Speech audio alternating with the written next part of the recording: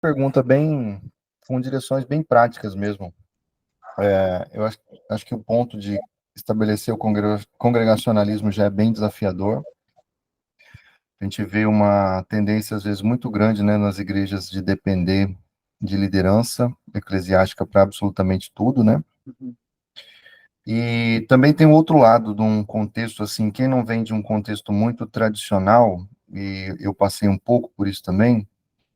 Tem igrejas onde a pessoa nem se tornou membro, mas ela já está atuando em múltiplas frentes, ela já está ensinando, já está liderando célula, já está fazendo múltiplas coisas, né?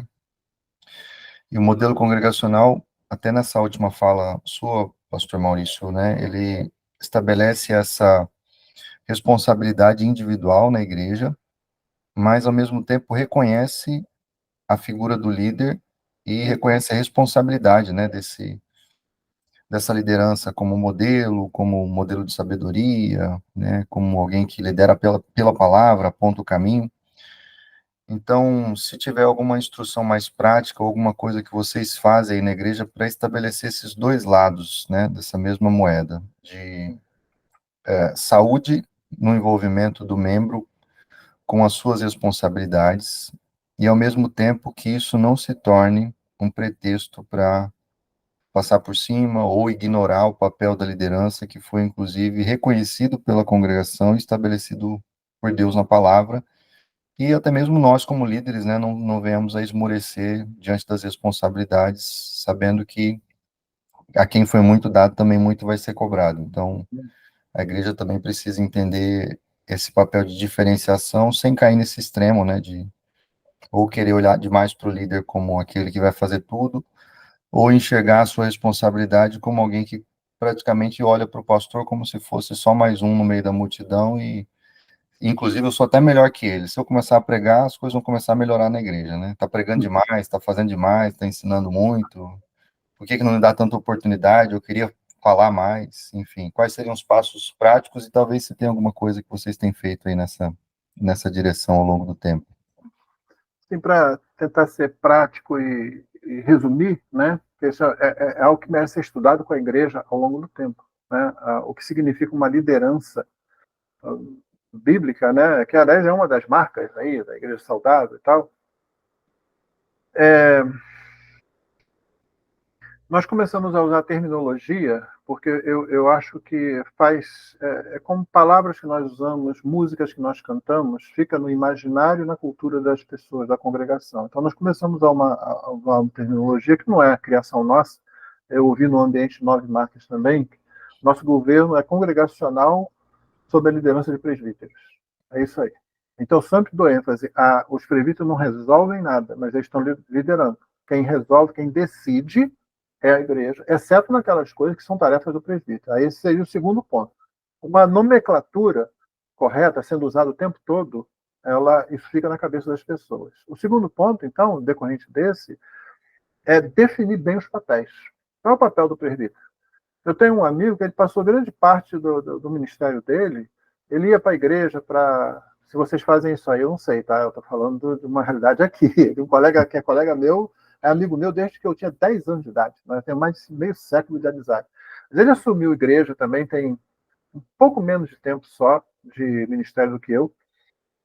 Ele fazia um monte de coisa. Ele ia para lá na obra, ele ia dar uma de peão de pedreiro. Aí o pessoal ligava, pastor, o gás acabou. Ele pegava o carro, corria lá, trocava o bujão de gás, não sei o quê. Ia fazendo essas coisas assim, que eu entendo que você deve fazer se você não consegue organizar a igreja com diáconos, por exemplo.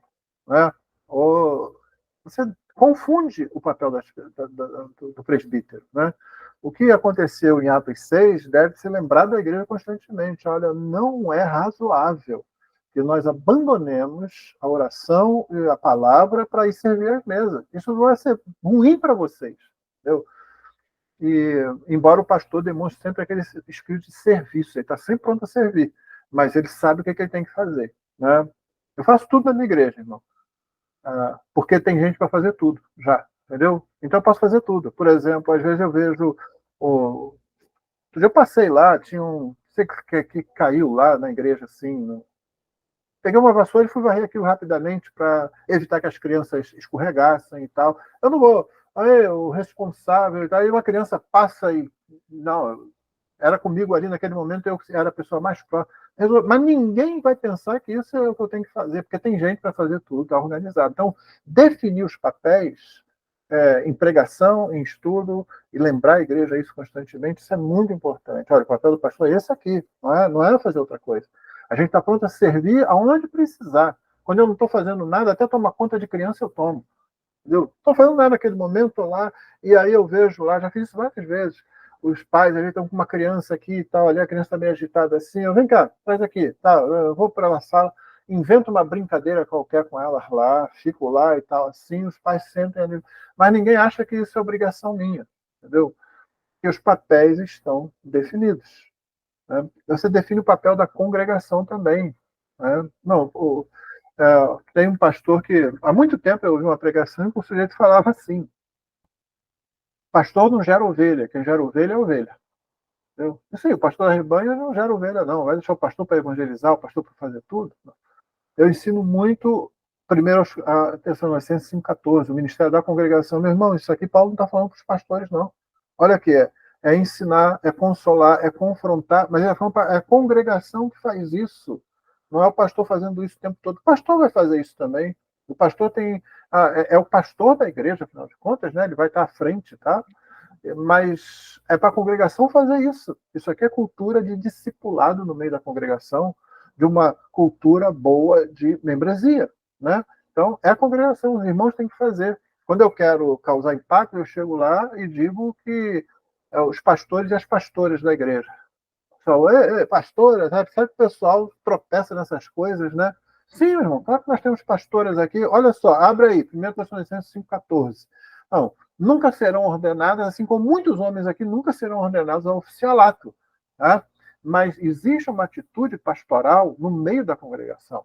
Os irmãos pastoreiam uns aos outros nesse sentido, embora não tenham a autoridade do oficialato. E aí você coloca bem uma coisa, né? E pregar a respeito dos pastores. Isso às vezes pastores evitam isso.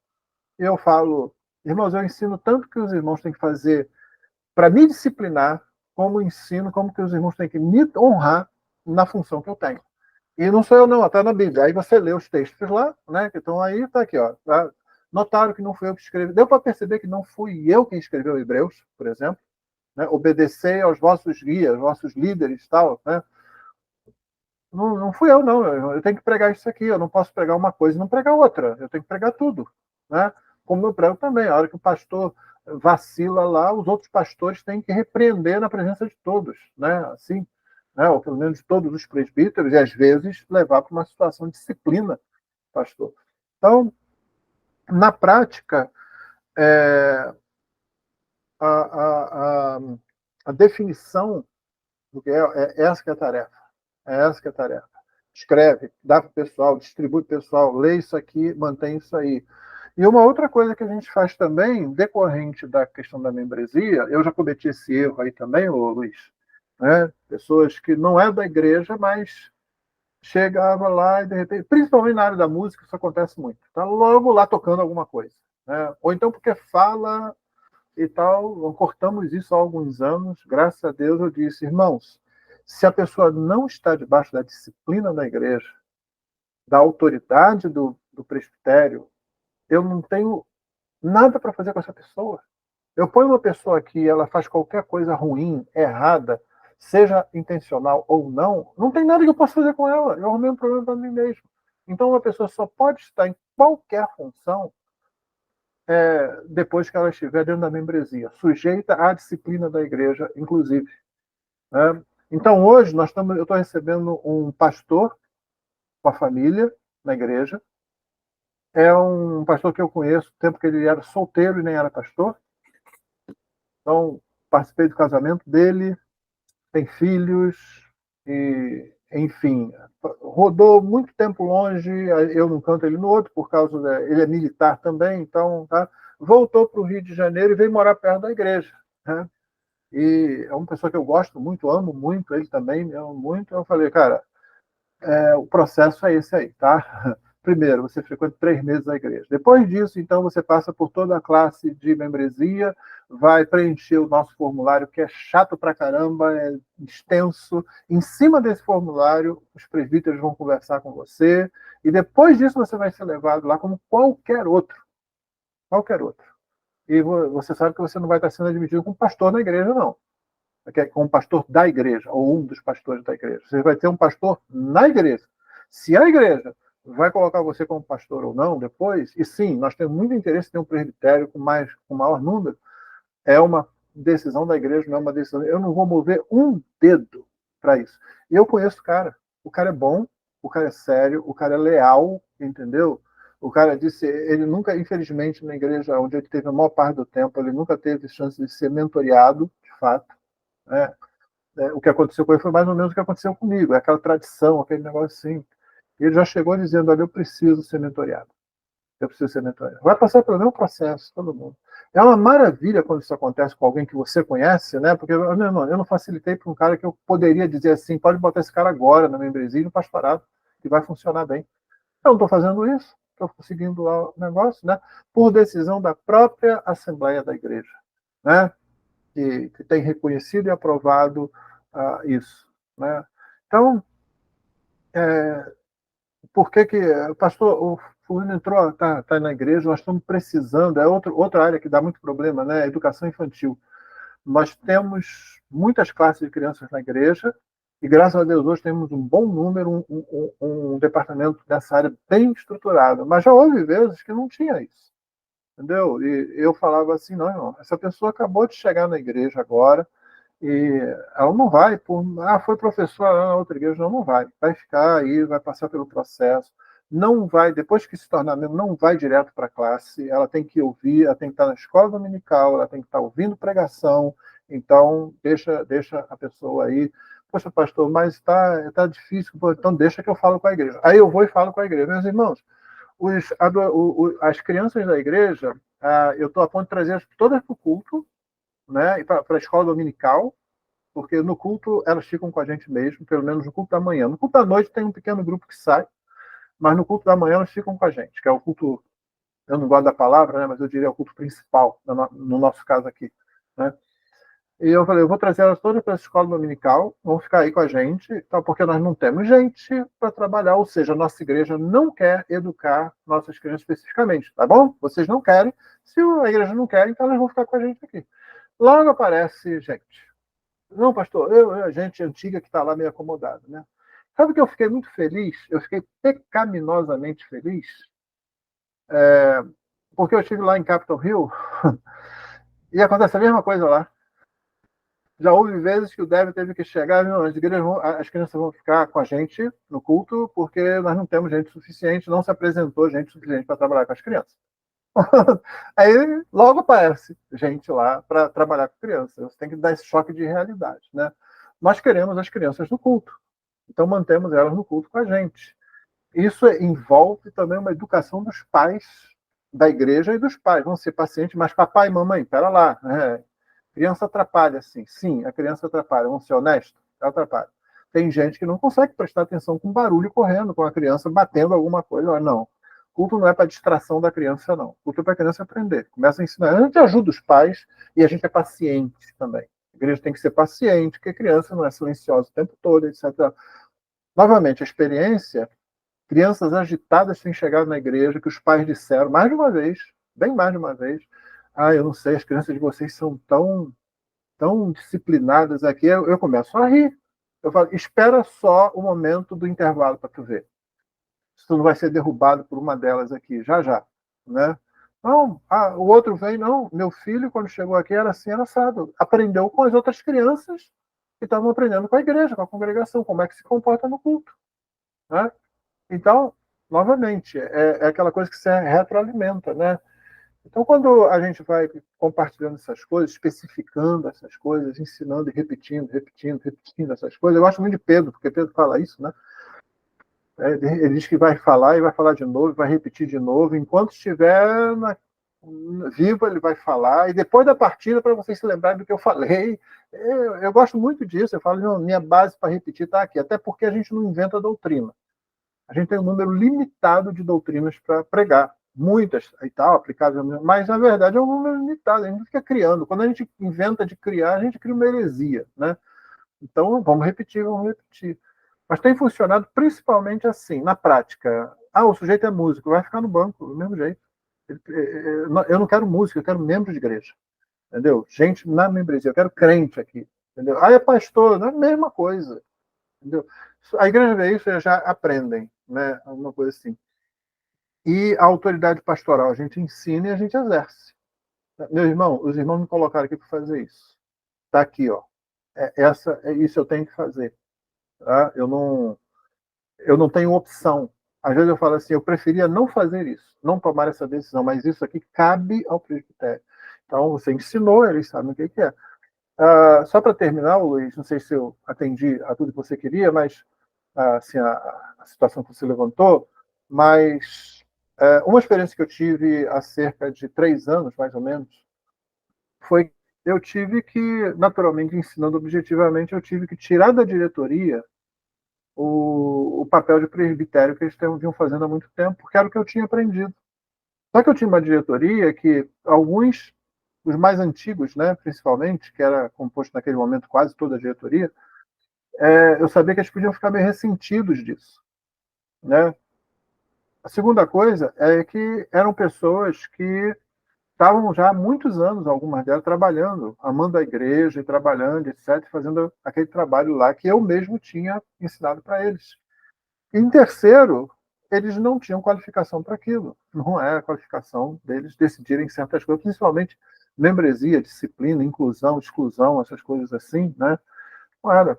Então, como eu vim explicando, um dia eu reuni, agradeci a todos eles, pedi perdão, porque, olha, eu ensinei para vocês o que eu sabia, mas não era aquilo, e nós temos que alterar, então eu estou retirando da diretoria essas tarefas que não são da diretoria, não existe base bíblica para isso, os irmãos têm ouvido bastante, têm aprendido, etc. E tal. Alguns ficaram meio assim e tal, mas não tinham o que dizer, era o que a Escritura dizia. E ainda o que eu fiz também, como já falei anteriormente aqui hoje, foi que eu mantive contato com o pessoal, entendeu? Principalmente porque só tinha eu de presbítero na igreja, mas eu tinha que fazer isso. E eu pensei, e se a igreja absorver bem só comigo, vai ser muito mais fácil quando chegar outro pastor. De fato, quando chegou, foi uma festa. Quando nós organizamos um presbitério, ainda que só com 2 pessoas, 2 pastores, nossa, foi um culto em que a igreja estava maravilhada com isso. Deus atendeu as nossas orações, etc. E tal. E agora a gente, apesar da gente ser, nós sermos só 2 pessoas, já existe um protocolo, já existe um modo de fazer. Qualquer outro pastor que chegar já vai entrar absorvendo isso e sendo absorvido por isso aí. Então, esse foi um teste bastante assim, porque eu tenho que fazer isso. Eu não posso mais, eu mesmo não consigo mais fazer uma coisa depois que eu sou convencido pela escritura daquilo. Eu não consigo, eu vou entrar em crise, vou entrar em pane, sabe? Alguma coisa vai acontecer. Não tem que ser agora. E aí reuni a diretoria, tirei isso trabalhando junto com a congregação sabendo disso, né? E aproveitando para novamente falar sobre a questão de que congregacionalismo na democracia, eu falei, irmãos, os irmãos nunca elegeram representantes aqui, tá? A gente elege representantes na democracia. No congregacionalismo, o que a gente elege são pessoas para cumprir tarefas. Pessoas recebem delegação para cumprir certas tarefas ou missões dentro da igreja local. Então, ninguém é representante de ninguém, isso não existe. Não tem um partido aqui, alguém que fica representando lá junto à diretoria, fazendo oposição ou não. Então, foi um processo assim que eu fiquei meio tenso com o resultado, né? Mas graças a Deus também por causa do ensino, por causa de a igreja já tinha se acostumado a coisas como aquela que eu falei. Não, olha, não está na membresia, não pode estar tocando, não pode estar ensinando, não pode estar fazendo nada. Pode carregar banco. Se a gente precisar mudar um banco de lugar para outro, pode fazer isso. Se estiver disposto, não é obrigado, mas se quiser, dá para fazer. Quer varrer o salão quando está todo mundo varrendo por alguma razão, não sei o quê? Dá para fazer. Isso aí não é problema. Mas isso não garante nada, não dá direito a coisa nenhuma e as outras coisas não tem como permitir uma pessoa fazer. Então, esse conjunto de coisas funcionou bem, né? E eu mantive, como eu disse, contato com as pessoas. Para, poxa, o pastor agora ele que decide tudo sozinho. Tá? E eu lembrava que, não, pastor, nem que fossem 50 aqui, iam decidir coisa nenhuma, porque quem decide é a congregação. Os irmãos podem me acusar aqui de ter, ao longo desse tempo todo, eu tomado alguma decisão por mim mesmo, que não fosse apenas as decisões que pertencem realmente a mim, dadas pelos irmãos. Eu nunca pergunto aos irmãos quem eu vou convidar para pregar, eu não pergunto aos irmãos sobre o que eu vou pregar, isso aí é função minha, os irmãos me deram isso. Tá? Fora essas coisas que são pertinentes ao ministério, algum irmão aqui pode levantar alguma questão, por menor que seja, em que eu tenha tomado decisão e forçado sobre a igreja? Ninguém podia, nunca fiz isso. Tá? Eu sou muito burrinho, mas não a ponto de cometer um erro desse. Né? Então, pronto, é isso aí. Então, mas mantinha a conversa, conversar, irmão, estou pensando nisso, tá? Os líderes da igreja ali, né? Dentre os quais amanhã ou depois podem surgir presbíteros ainda. Eu ainda tenho essa esperança, né? Embora a gente tenha agora o Jonatas, que é o outro pastor da igreja, tem esse outro pastor que está chegando, o nome dele é Cristiano, tem ainda uma outra possibilidade, um outro pastor que talvez venha para a nossa igreja, vai seguir o mesmo caminho, e eu não sei se a igreja vai reconhecer ou não. E tem um aluno no Martin Busser que está estudando, e um jovem que terminou agora a faculdade dele, é bem novo ele ainda, mas que já vem há muitos anos dizendo eu quero ser pastor, e tem demonstrado qualificação para isso. Né? Então, tem sido essa experiência, sabe? Assim, em termos práticos, às vezes você tem que assumir algum risco, né? Mas com sabedoria. Então, sim, eu trouxe para mim, mas não, o pastor, ele conversa com A, ele conversa com B, tal. Ele chama, meu irmão, e o que você está achando disso? Pessoas têm trabalhado, algumas delas, mais de uma década comigo. Você não pode ignorar simplesmente essas pessoas porque elas não são pastores, ainda mais se você é o único pastor da igreja, né, como era o meu caso aqui. Né? Mesmo hoje, a tendência é a gente conversar. São pessoas que amam a igreja, são pessoas que se dão pela igreja, são pessoas que se sacrificam pela igreja, muitas vezes. Não pode simplesmente excluir assim as pessoas. Na verdade, eu espero algumas delas, alguns dos homens, né, pelo menos, se apresentarem para se tornarem presbíteros no futuro, né? Mas eu acredito muito nessa coisa de você repetir e repetir e o tempo todo fazer. E por que eu não faço isso? Por que eu faço isso? A Escritura diz, a Escritura. Eu não tenho outra coisa para fazer, não, sabe? Assim, sempre a Escritura. Em termos práticos, é colocar em prática. Se o irmão puder me dizer que isso aqui está errado, que meu entendimento está equivocado aqui, a gente vai mudar, né? Mas está aqui o ensino da Escritura. E os irmãos sempre reconhecem, não, esse é o ensino da Escritura. E mais do que isso, né? Deus abençoa o que ele mesmo fez. Né? Então a igreja tem crescido, eles têm visto isso. Né? Tem crescido e tem crescido não desastrosamente, descontroladamente, tem crescido com consistência, né, no ensino e tal, assim, eu poderia dizer.